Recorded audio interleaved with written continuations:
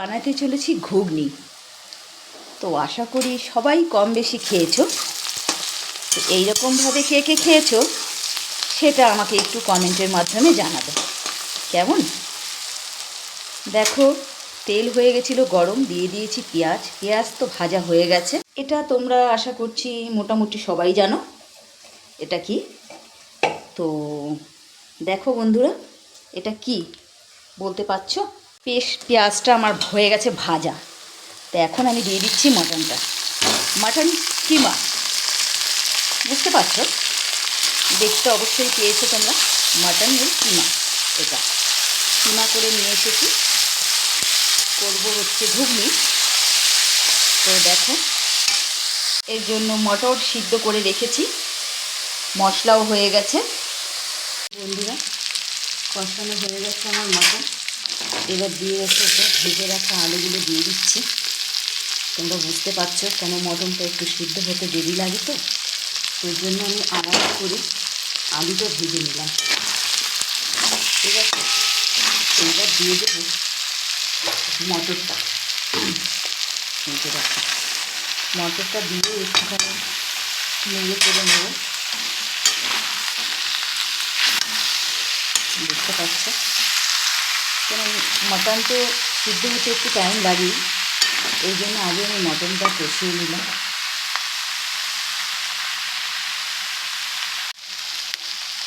মটর দিয়ে আলু দিয়ে কিমা দিয়ে কষিয়ে নিয়েছি। এবার দিয়ে দেবো আমি জল।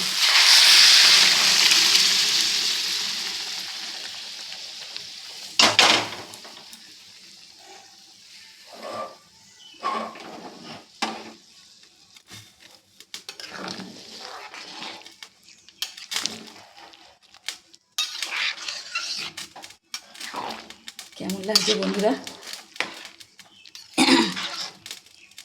কে কে খাবে?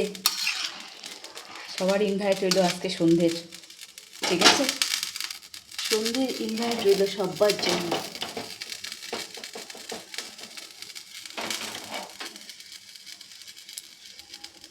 তো এর মধ্যে আমি একটু অ্যাড করব বাসন্তী রঙের কালার।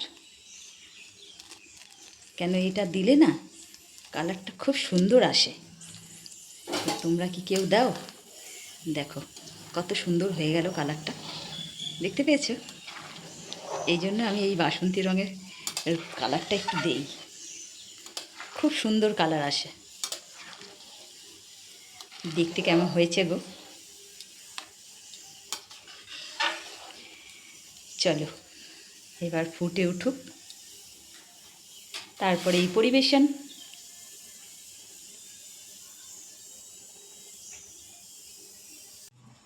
হয়ে গেছে ঘুগনি কমপ্লিট।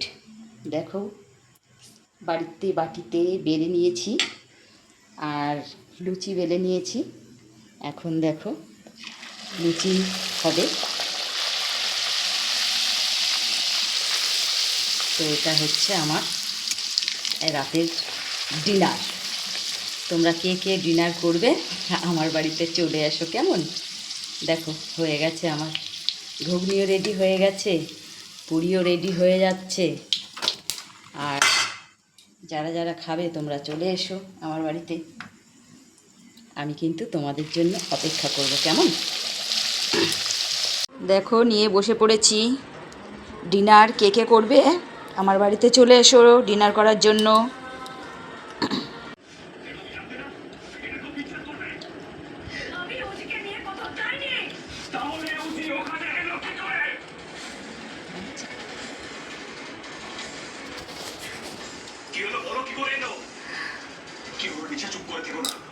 তোমাকে আজকে উত্তর দিতেই হবে। মোলানি থেকে ওজিকে কিডন্যাপ করা হয়েছে, তারপর ওখান থেকে স্ট্রেট ফিরে এক্সেলেন্স কোচিং সেন্টারে নিয়ে গিয়ে আটকে রাখা হয়েছে। তারপরে ক্লাসটা হলো, তুই বিচার করলে সবটাই পরিষ্কার হয়ে যায়, এটা তুমি করিয়েছিস। বেরিয়েছি।